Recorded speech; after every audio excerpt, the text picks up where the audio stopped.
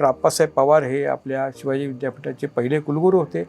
साधारणपणे मला आठवते त्याप्रमाणे 7 ते 8 वर्ष ते कुलगुरू म्हणून अतिशय उत्तम रीतीने काम केलं. ह्या शिवाजी विद्यापीठाची पायाभरणीपासून ते ऊर्जित अवस्था येईपर्यंत त्यांचं योगदान मोठं आहे डॉक्टर अप्पासाहेब पवारांचं.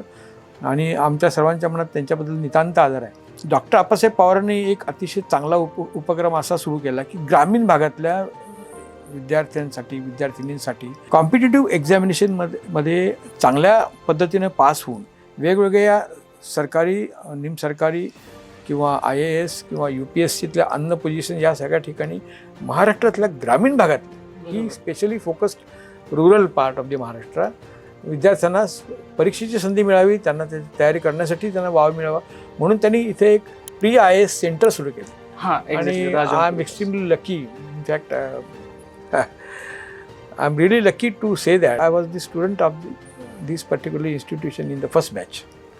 पहिल्या बॅचमध्ये आम्ही त्यातला एक भाग होतो. आणि तिथून पुढे ही बरेच वर्ष ही योजना सुरू राहिली. या योजनेमध्ये नंतर आवश्यक ते बदलही केले आणि नंतर ही योजना इतकी हे झाली प्रसिद्ध झाली की बऱ्याचशा बाकी विद्यापीठांनी सुद्धा सुरू केली.